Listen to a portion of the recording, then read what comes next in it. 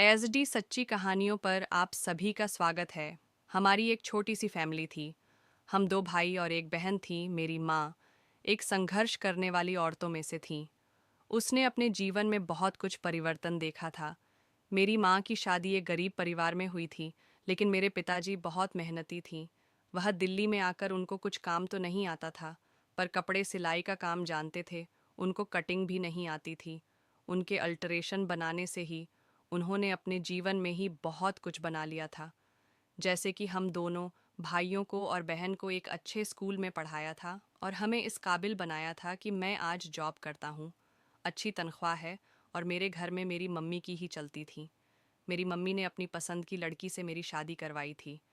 मेरी पत्नी पढ़ी लिखी और सुशील और बहुत अच्छी थी। मेरी माँ का कहना बहुत मानती थी। मेरी शादी को 3 साल बीत चुके थे और अभी तक मेरी कोई औलाद नहीं हुई थी।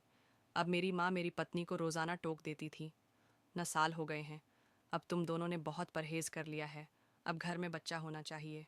और आज सुबह सुबह का टाइम था। मैं उठा था, मेरे कमरे में मेरी पत्नी मौजूद नहीं थी। यह देखकर मुझे बहुत हैरानी हुई थी, क्योंकि आज तक मेरे साथ ऐसा कुछ भी नहीं हुआ था। जब मेरी आंख खुलती थी, मेरी पत्नी ममता मेरे कमरे में ही खड़ी होती थी। मुझे नाश्ते का पूछती थी, मेरा हालचाल मेरी तबीयत का पूछती थी। मगर आज ममता यहाँ कमरे में नहीं थी। हमारी शादी को 4 साल हो गए थे। ममता ने कभी इस तरीके को बदला नहीं था, मगर आज मैं कमरे में अकेला था। मुझे अजीब सा महसूस हुआ, मगर मैं जब बाहर आया तो यह देखकर बहुत ज़्यादा हैरान हो गया कि मेरा घर तो आज बिल्कुल ही खाली था। मेरी माँ के कमरे का दरवाज़ा देखा तो वहाँ पर भी ताला लगा हुआ था। यह देखकर मैं बहुत परेशान हो गया था, क्योंकि मेरे घर में आज तक ऐसी नौबत नहीं आई थी। आखिर मुझे सोता छोड़कर यह सब लोग कहाँ चले गए थे? मेरे दिल में तरह तरह की बातें आने लगी थीं। कहीं परिवार में किसी का देहांत नहीं हो गया, लेकिन ऐसा नहीं था। देहांत होती तो यह लोग मुझे भी बताते। मैं बाहर आया तो पूरा घर बिखरा हुआ पड़ा था। चोरी डकैत तो नहीं हो गई थी, मेरे दिल में यह बात भी आई थी। तभी घर के अंदर ममता और मेरी माँ दोनों दाखिल हुए थे। उन दोनों पर नज़र पड़ते ही मैं उनकी तरफ लपका था। आप लोग कहाँ चले गए थे? मेरी पत्नी अपना सर झुका लिया था, जबकि मेरी माँ ना चाहते हुए बोली, बेटा, आज तुम्हें मैं एक ऐसी खुशखबरी सुनाने लगी हूँ कि तुम खुशी से झूम उठोगे, भगवान के चरण में गिर जाओगे। ये तो मेरी माँ के बोल थे, लेकिन यहाँ मामला कुछ और ही नजर आ रहा था। मेरी माँ तो बहुत खुश थी, लेकिन सास बहू के व्यवहार और तेवर में जमीन आसमान का फर्क था। मेरी पत्नी जितनी परेशान थी, मेरी माँ उतनी ही खुश लग रही थी। बेटा, भगवान तुम्हें बाप बनाने वाला है। तुम जितना भगवान की धन्यवाद करोगे उतना ही कम है। मेरी माँ ने मेरे हाथ चूम कर यह बात कही थी, तो मेरा दिल जोर से धड़क उठा था। मैं बहुत ज्यादा खुश हुआ, मगर मेरी पत्नी के चेहरे पर कोई खुशी के असर दिखाई नहीं दे रहे थे। उसने तो अपना सर झुका रखा था। वह बहुत ही परेशान लग रही थी। मैंने अपनी पत्नी से पूछा, ममता, क्या तुम्हें औलाद की खुशी नहीं हुई है? मैंने उससे सवाल किया तो वह सर झुकाकर अपने कमरे में चली गई। तो मेरी माँ कहने लगी, बहू शर्मा गई है। मगर यह तो मैं ही जानता था कि ममता शर्माने से ज्यादा परेशान लग रही थी। उसने मुझे कोई बात नहीं कही थी, मगर मैं उसकी आंखों को देखकर जान गया था कि ममता काफी परेशान है। ममता की परेशानी की वजह मालूम नहीं थी। मैंने चुपचाप माँ के साथ खुशी तो मना ली थी, मगर पत्नी ममता की वजह से दिल बहुत उदास हो गया था। मैं उसके कमरे में गया और देखा तो वह गुसल खाने में जा चुकी थी। मुझसे बात तक नहीं कर रही थी, यूं नजरें चुराती जैसे मैं उसका बहुत बड़ा मुजरिम हूँ। मुझे ममता की यह बात पसंद नहीं आई थी, मगर इतनी बड़ी खुशी के मौके पर मैं उसे डांटना फटकार नहीं चाहता था। मैं चुपचाप उसका इंतज़ार करने लगा। थोड़ी देर के बाद वह कमरे से बाहर आई। मैंने उससे पूछा, क्या तुम्हें इस आने वाले बच्चे की खुशी नहीं हो रही? तो वह कहने लगी, मैं बहुत खुश हूँ अशोक, आप बिना वजह ज़्यादा सोच विचार मत कीजिए। ममता की बात पर यकीन तो कर लिया था, मगर यह बात मेरे दिल को चुप सी गई थी। मैं समझ नहीं पा रहा था ममता को क्या बात बुरी लग गई है और कौन सी बात अच्छी लगी है। मैं चुपचाप बस अपनी माँ के तेवर देख रहा था, क्योंकि अब वही थी जो मुझसे ज़्यादा बात कर रही थी। मेरी पत्नी चुप हो गई थी। तभी माँ ने मुझसे कहा कि बेटे, मुझे एक दे दे। डॉक्टर ने मुझसे मांगा है कि तुम्हारी पत्नी को पूरे 9 महीने तक बकरे की मीट का सूप पिलानी है। जब तक यह नहीं पिएगा जान नहीं आएगी। तुम यह देखते नहीं कि तुम्हारी पत्नी कितनी थकी थकी रहती है। उसे खून की कमी है। जब तक यह मीट नहीं खाएगी तब तक उसके बदन में खून नहीं बनेगा। इसलिए मैं चाहती हूँ कि मैं उसके लिए ताज़ा बकरे का मीट लेकर आऊँ और उसका सूप बनाकर उसको पूरे महीने पिलाऊंगी। तभी तो उसकी औलाद भी सेहतमंद पैदा होगी। माँ की बात सुनकर मुझे अजीब सा लगने लगा था। माँ एकदम से कैसे बदल गई थी, जबकि वह तो अपनी बहू के बारे में इतनी परवाह नहीं करती थी। मगर आज कहने लगी कि मैं अपनी बहू के लिए बाजार से ताज़ा बकरे का मीट लेकर आऊंगी। यह वही माँ थी जो अपनी दूसरी बहू से कहती थी कि हमने भी अपने ज़माने में बच्चे पैदा किया है, मगर कभी आराम करने की इच्छा नहीं हुई थी। आज वही माँ मेरी पत्नी से कह रही थी, बेटा, तुम आराम करना, तुम्हें किचन में आने की ज़रूरत नहीं है। तुम्हारे लिए खाना वगैरह मैं खुद पकाऊं माँ की। इस बात ने मुझे और ज़्यादा हैरान कर दिया था। मेरी माँ तो इतनी नरम दिल नहीं थी। वह अपनी बहू से यह सब कह देती कि मैं तुम्हें खाना बेड पर ही परोस होंगी। लेकिन अब तो माँ के तेवर ही बदल चुके थे। कहने लगी कि मैं अपनी बहू का खुद ख्याल रखा करूंगी। इसी वजह से तुम्हें फ़िक्र करने की बिल्कुल भी ज़रूरत नहीं है। माँ की बातें मुझे अजीब तो लग रही थी, मगर मैं नज़रअंदाज कर रहा था। खैर, उसी टाइम माँ ने मुझसे 000 ले लिए और बाजार चली गई। और मेरी माँ के बाजार जाने के बाद मैंने भी ममता से बहुत बात करने की कोशिश की थी, मगर अगर ममता कुछ अजीब सा व्यवहार दिखा रही थी, लगता था वह मुझसे कुछ छुपा रही हो या फिर बताना ही नहीं चाहती हो। लेकिन मैंने उसे ज़्यादा करके परेशान नहीं करना चाहा था। मेरे दिल में एक ही बात थी कि ममता अपनी मर्जी से अपनी ज़िंदगी बिता रही है, खुश है, और इसी तरह हमारा आने वाला बच्चा भी सेहतमंद होगा। बस मेरी इतनी सी आरजू थी। मैंने ममता से कोई बात नहीं की थी। शाम का टाइम था, 5 बज रहे थे। जब घर के दरवाजे पर किसी की आने की आहट हुई, उस टाइम माँ अंदर दाखिल हुई थी। उन्होंने बड़ा सा काले रंग का पन्नी पकड़ा हुआ था। मैंने पूछा, माँ, ये क्या चीज़ है बेटे? मैं मीट लेकर आई हूँ तुम्हारी पत्नी के लिए। आखिर उसका भी तो ख्याल रखना है। मेरी माँ ने बड़े मक्का राम में यह बात कही थी। माँ के बारे में ऐसे शब्द कहते हुए मुझे खुद शर्म आ रही थी, मगर पता नहीं क्यों मेरी माँ वाकई उन दिनों बहुत मक्कार और चालाक लगने लगी थी। उनके हर एक अंदाज से तेज़ी छलकती हुई नज़र आ रही थी। खैर, मैं चुप हो गया था। मेरी माँ ने वह काले रंग का पन्नी ऊपर वाले डीप फ्रिज में रखते हुए मुझसे सख्ती से मना कर दिया था कि मीट और कोई नहीं खाएगा। यह मीट मैंने सिर्फ अपनी बहू के लिए लेकर आई हूँ, वही उस मीट को खाएगी। तुम लोगों के लिए मैं अलग से मुर्गे का मीट बना दूंगी, पर यह बहू खाएगी। उसका ख्याल बेटी से बढ़कर रखना होगा, वरना लोग क्या कहेंगे कि हम अपनी बहू की इज्जत कदर नहीं करते। माँ बड़ी अलग तरह की बातें कर रही थी। मीट फ्रिज में रखने के बाद उन्होंने सभी को यह बात बता दी थी कि मीट कोई नहीं खाएगा सिवाय ममता के। क्योंकि ममता ने बच्चा पैदा करना है, इसलिए मीट उसे ही खाना ज़रूरी है। डॉक्टर की खास बताई हुई चीज़ है। ताज़ा और महंगा वाला मीट लेकर आई हूँ। माँ की इस बात से मुझे विश्वास और भरोसा तो नहीं था। मेरी माँ कभी भी महंगी चीज़ नहीं लाया करती थी। फिलहाल दिन यूं ही बीतने लगे थे, मगर अगले ही दिन माँ ने मुझे हैरान कर दिया था। उस मीट की सूप बनाने लगी, और जबकि उन्होंने हम सबको किचन में आने से भी मना कर दिया था। खबरदार, कोई भी किचन तक नहीं आएगा। मैंने भी इस बात का कोई भी एतराज़ नहीं किया, क्योंकि फ़िलहाल यह सारी चीज़ माँ हमारे भले के लिए ही कर रही थी। उस दिन हमारे घर में बहुत बेचैनी सी थी। माँ ने मीट पका दिया, पकाकर खाने की मेज़ पर रखा और हम सबको बुलाने लगी। मगर पता नहीं क्यों वह मीट मुझे अजीब सा ही लग रहा था। माँ ने मेरी पत्नी को ख़ास तौर पर वह मीट खाने को कहा था, मगर मुझे उसे देखकर बड़ी घिन महसूस हो रही थी, क्योंकि मीट तो मैं भी खाता था, पर वह अजीब सा ही लग रहा था। मेरी पत्नी ने भी यह बातें उनसे समझाने की बहुत कोशिश की थी। मीट खाने का मेरा मन नहीं है, मगर माँ जीत पर अड़ी थी। क्यों, क्या हो गया है बेटा? मैं तुम्हारे लिए इतनी परेशानी से बनाया है, इतना महंगा मीट लेकर आई हूँ, और तुमसे खाया नहीं जा रहा। आजकल के बच्चों की अजीब सी तबीयत हो गई है। सही चीज़ खाते नहीं और गलत चीज़ सुबह शाम खाते रहते हैं, जो कि सेहत के लिए ठीक नहीं होता। माँ का लंबा चौड़ा भाषण सुनने के बाद में बेचारी ममता किसी तरह कड़वा घूंट भरकर मीट का सूप पीने लगी। मुझे ममता पर तरस भी आ रहा था, मगर माँ के डराने और धमकाने पर मजबूर हो गई थी। मैं उन्हें भी कुछ नहीं कह सका था। चुपचाप ममता ने भी वह सूप खत्म कर ली थी, मगर उसके बाद उसके तेवर फिर से बदल गए थे। कमरे में हम लोग गए तो ममता के चेहरे पर सख्त नाराज़गी के असर दिखाई दे रहे थे।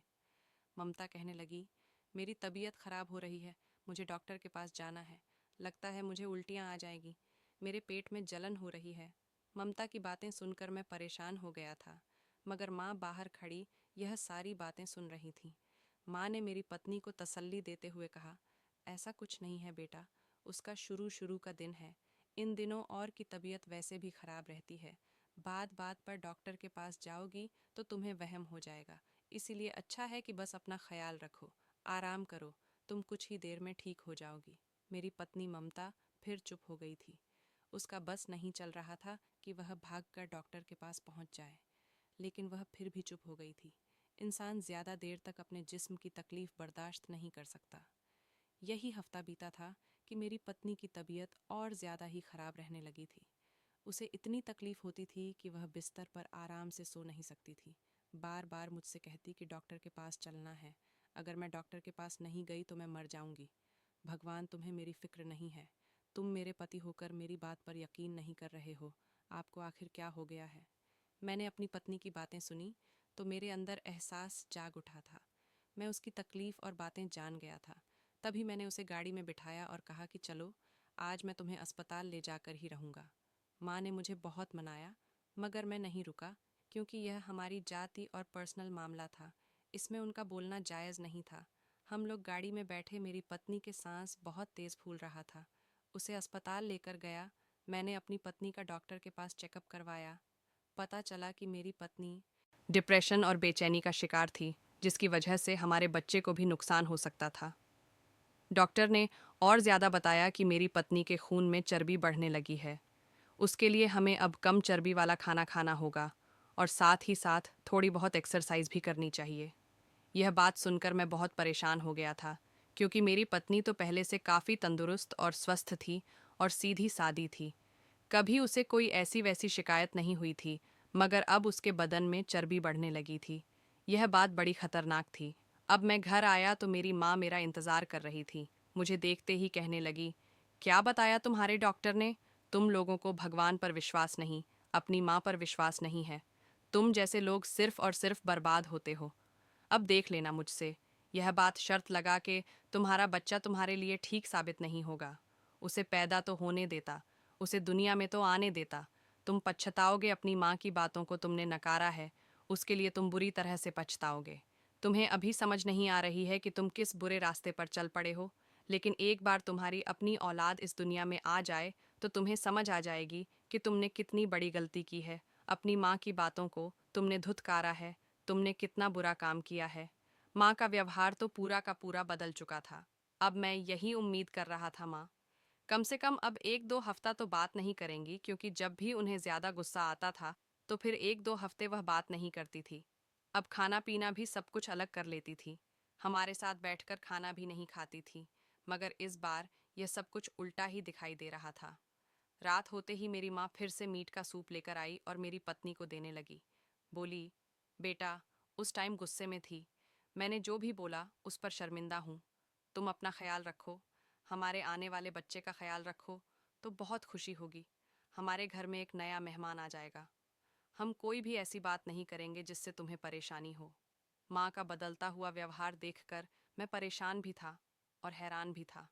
मैंने उस टाइम तो उन्हें कुछ भी नहीं कहा, मगर अब मुझे उन पर शक बढ़ चुका था। मैं अपनी माँ का पीछा करने लगा, उन पर नज़र रखने लगा। अब मुझे पता चल गया था कि ज़्यादातर टाइम वह घर से बाहर बिताती थी, काफ़ी देर तक घर से बाहर गायब रहती थी। इस बात ने मुझे और ज़्यादा चौंका कर रख दिया था। अब मेरी माँ के बारे में मेरे दिमाग में गलत सोच उभर कर आ रहे थे। फिर मेरी पत्नी ममता मुझे और कोई बात भी नहीं बताती थी। मैं उसके ज़रिए से भी कोई जानकारी नहीं ले पा रहा था। इसलिए जो करना था मुझे खुद ही करना था। इसलिए अब मैं अपनी माँ पर गहरी नज़र रखे हुए था। शाम का 7 बजे का टाइम था। मामूली के हिसाब से घर में सब चहल पहल सी थी। माँ हमेशा घर से इसी टाइम गायब होती थी। जब घर में ज़्यादा लोगों का चहल पहल होता, किसी को माँ का ख्याल नहीं आए, कोई ना कोई किचन संभाल लेता और बाकी जिम्मेदारियां भी निपटा लिया करती थीं। माँ को किसी का ख्याल नहीं आता था। 7 बजे करीब माँ हम सब से आंख बचाकर अपने कमरे में चली गई थी। मैं उन पर नज़र रखे हुए था।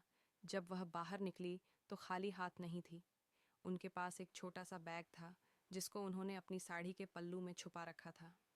मैंने माँ पर बार बार नज़र रखे हुआ था, बाकी मैं अपनी माँ को शक की नज़रों से देख रहा था।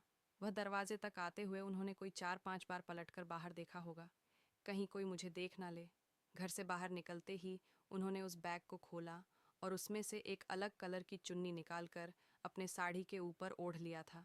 वह बिल्कुल रेड कलर का था। माँ दबे कदमों में चलने लगी थी। मैं अपनी माँ का पीछा करने लगा था, क्योंकि मैं उन लोगों में से बिल्कुल भी नहीं था जो जुल्म करती और मैं चुप हो जाऊं। उनका पीछा करते करते मैं काफ़ी दूर आ गया था। मुझे लगने लगा था जैसे मैं अपने घर से करीब 3 से 4 किलोमीटर दूर आ गया हूँ। माँ भी बड़ी तेज़ी से चलती जा रही थी। पहले तो मैं थक हार कर उनके पास जाने ही वाला था। पूछने लगा था, अब वह कहाँ जा रही हैं? मगर यूं तो मेरी माँ अपना जुर्म कभी भी नहीं बता आती। तभी मैंने देखा कि वह एक झोपड़ी के अंदर दाखिल हो रही थी। सामने का मंजर देखकर मेरे कदमों तले से ज़मीन निकल गई थी।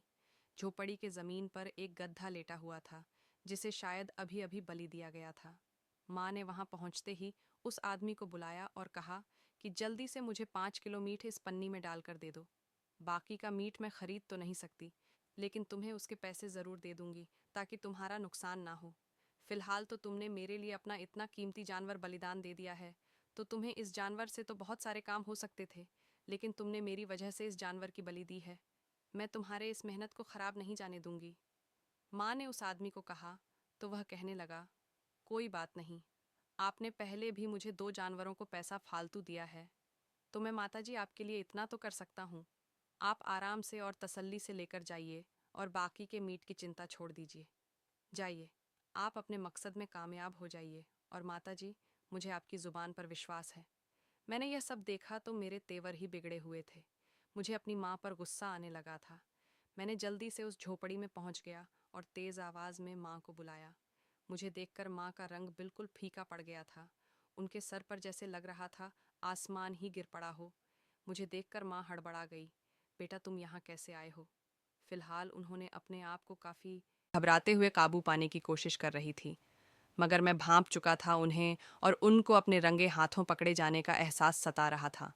नज़रें झुकी हुई थीं, मगर शब्द में अहंकार बाकी था।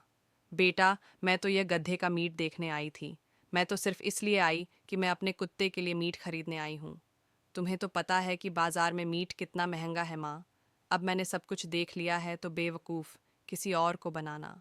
मैंने उनकी आंखों में आंखें डालकर देखते हुए कहा। वह भी मुझ पर झपट पड़ी। हाँ तो तुम्हें क्या लगता है मैं तुम लोगों को बकरे का मीट खिलाऊंगी? मेरी मत मारी गई है। इस महंगाई के दौर में तुम्हारी पत्नी के लिए इतना महंगा मीट लेकर आ, तुम मुझे घर चलाने के लिए एक कौड़ी नहीं देते हो। 00 भी तुमने अपनी पत्नी के नाम पर निकाला था। क्या यह तुम्हारी पत्नी को उसी 1 लाख रुपये में बकरे का मीट खिलाती? मैं तुम्हें पागल दिख रही हूँ? क्या वह भी तुम्हारी पत्नी के लिए बकरे की मीट लेकर आती? शर्म नहीं आती? तुम्हें माँ की बातें सुनकर मेरा तो पारा हाई हो गया था। माँ इस तरह से क्यों बात कर रही थी? मैंने आपको कब पैसे देने से मना किया? आप जो कुछ भी कर रही हैं, आप अपनी नफ़रत की वजह से, इसमें मेरा और मेरी पत्नी की कोई गलती नहीं है। क्या आपको भगवान से डर नहीं लगता? आपने जो भी कहा और किया, उसकी उम्मीद आपसे बिल्कुल भी नहीं थी। बजाय अपनी गलती मानने के माँ मुझ पर ही चढ़ दौड़ी थी। बेटा, अभी तुम देख लेना कि भगवान तुम्हें कैसे दिन दिखाता है। तुम्हारी पत्नी जो बच्चा पैदा करेगी ना, वह गधे का ही बच्चा होगा, इंसान का नहीं होगा। मैंने उसे गधे का मीट खिलाया है। तुम पर अब भगवान की शराब होगी। तुमने अपनी माँ को झूठा साबित कर रहे हो ना। मैं तुम्हारे और उसके भले के लिए यह सब कर रही थी, और तुमने बीच में टोक लगाकर यह सारी तपस्या भंग कर दी है। मैं तुम्हारी पहली औलाद से अपने अंदर शक्ति लाना चाहती थी, लेकिन तुम्हें क्या? तुम्हें तो अपनी पत्नी और अपने बच्चे की पड़ी है। तुम्हें अपनी माँ से क्या लेना देना है? तुम अपनी पत्नी को ही ऊपर रखते हो। अब देख लेना, अब तुम्हारा कोई खूबसूरत बच्चा नहीं होगा। इतना बदसूरत होगा कि दुनिया उसको देखेगी नहीं। यह कहकर माँ वहाँ से उल्टे कदम खड़ी हो गई थी। मेरा भी दिल कांप उठा था। मैंने माँ से बदतमीज़ी कर दी थी, कहीं कोई बद्दुआ ना दे दे। मैं भी माँ के पीछे पीछे सर झुकाकर चल पड़ा। दिल में एक डर था कि ये मैं क्या कर बैठा हूँ, अपनी माँ से ही लड़ बैठा। क्या करता उन्हें हरकत ही ऐसी की थी। मेरी भी बर्दाश्त ख़त्म हो गई थी। मैं जल्दी से अपने घर पहुँचा। मेरी पत्नी बहुत तकलीफ़ से तड़प रही थी। मैं उसे भी यूं नहीं देख सकता था। मैंने उसे पूछा तो वह कहने लगी, बहुत घबरा रही हूँ। जी चाहता है मैं अपनी मौत अपने हाथों से कर दूँ। मैं इस दुनिया से अपनी मोह माया त्याग कर जाना चाहती हूँ। अपने आप को ख़त्म कर देना चाहती हूँ। मुझसे अपनी पत्नी की हालत देखी नहीं गई। मैं तो बस दो पहियों के बीच पिसकर रह गया था। खैर, मैंने गाड़ी मंगवाई और अस्पताल में जैसे ही हम लोग पहुँचे तो मेरी माँ भी मेरे साथ गई थी, मगर बजाय अपनी गलती पर शर्मिंदा होने के वह अभी भी अपनी बात पर अटल थी। मैंने माँ से कहा कि माँ, मेरे लिए भगवान से प्रार्थना कीजिए। माँ मुझसे बड़ी गुस्सा और नाराज़ दिख रही थी। बार बार वह कह रही थी कि तूने मेरी तपस्या को भंग की है, अब तू बहुत पछताएगा। थोड़ी ही देर में तू किसी और के मुंह दिखाने लायक नहीं रह पाएगा। भगवान की तुझे ही हाय लगेगी। तेरा ऐसा बच्चा पैदा होगा जिसे देखकर दुनिया कांप उठेगी। मैं तो हमेशा इसी बात से डरता था। माँ बाप की बद्दुआ लग जाती है, मगर उस दिन मुझे पहली बार एहसास हुआ भगवान भी इंसाफ करता है। वह बार बार इंसाफ करता है। भगवान भी उसी की सुनता है जो हक और इंसाफ की बात करता है। मेरी माँ ने मेरी पत्नी को नफरत के आग में गधे का मीट खिलाया था और अब शायद वह हम लोगों का तमाशा देखना चाहती थी। मगर अजीब बात तो यह हुई, जिस दिन हमारा बच्चा पैदा हुआ था उस दिन अस्पताल में मेरी माँ ने रोना धोना डाल रखा था। जब सब लोग माँ के पास पहुँचे तो वह अपना पाँव पकड़कर बैठी हुई थी। उन्हें किसी जहरीले जानवर ने काट लिया था। अस्पताल में इतना जहरीला कीड़ा कहाँ से आया जिससे मेरी माँ का पूरा पाँव नीला पड़ गया था। इतना जहर फैल गया था कि मेरी माँ के पाँव को ही काटना पड़ा, वरना शायद उनकी जान चली जाती। भगवान इंसाफ करने वाला है। जो कदम बुराई के लिए चलकर गए थे, भगवान ने उन्हें सज़ा भी दे दिए थे, मगर मेरी माँ को अभी भी अक्ल नहीं आई थी। वह कह रही थी, यह सब कुछ तुम्हारी परवाही की वजह से हुआ है। जबकि मैं समझता हूँ कि भगवान का शराप था मेरी माँ पर, क्योंकि वह एक मासूम सी जान के पीछे पड़ी हुई थी और अपने आप को ना जाने वह क्यों शक्तिशाली बनाना चाहती थी, खा जाना चाहती थी। और यह सब वह किसी ढोंगी बाबा के कहने पर कर रही थी। यह सब अपने आप को शक्तिशाली बनाने के चक्कर में वह गलत रास्ते को अपना बैठी थी। मेरी माँ एक साहसी और मेहनती औरत थी, पर अब वह अपने आप को गलत रास्ते पर ले गई थी। अगर माँ की शराब मुझे लग होती और सज़ा मिलनी होती तो मेरा बच्चा सेहत में क्यों पैदा होता? शायद वह अपाहिज या लंगड़ा लूला पैदा होता, लेकिन मेरा बच्चा तो बहुत खूबसूरत और बहुत सेहतमंद पैदा हुआ था। भगवान की कृपा है कि उसने मुझे सब्र का फल दिया और गुनहगार को सज़ा भी मिल गई थी। मैं अपनी माँ को अभी भी बहुत प्यार करता हूँ, क्योंकि वह बहुत अच्छी औरत थी और वह एक गलत दिशा में चली गई थी। मैं अपनी माँ की अभी भी सेवा करना चाहता हूँ, लेकिन मेरी माँ का दिमाग उसी ढोंगी बाबा ने पूरी तरह से वश कर दिया है। इस वजह से मेरी माँ मुझे ही दोषी समझती है। अब मैं आप लोगों से पूछता हूँ कि मैं अपनी माँ को कैसे समझाऊँ और उनका दिमाग फिर से कैसे वश करूँ। मुझे अपनी माँ से अभी भी डर लगता है, क्योंकि मेरे बच्चे के लिए वह खतरा साबित हो सकती है, क्योंकि उनका दिमाग ढोंगी बाबा ने पूरी तरह से वश कर रखा है। अब आप लोग बताइए, मुझे इस सिचुएशन में क्या करना चाहिए? क्या मुझे अपनी माँ को अकेला छोड़ देना चाहिए, या फिर मैं अपनी पत्नी और बच्चों को छोड़कर अपनी माँ की सेवा करूँ? मुझे आप लोगों के विचार की बहुत ज़्यादा ज़रूरत है। मुझे कमेंट में ज़रूर बताइएगा। मैं बहुत परेशान आदमी हूँ। अगर आपको आज की कहानी पसंद आई है तो वीडियो को ज़रूर लाइक कीजिएगा, अपने दोस्तों के साथ शेयर भी कीजिएगा। और हाँ, अगर आपने अभी तक हमारे चैनल को सब्सक्राइब नहीं किया है तो ज़रूर सब्सक्राइब कर लीजिए। मिलते हैं हम अपनी कल की एक नई दिलचस्प कहानी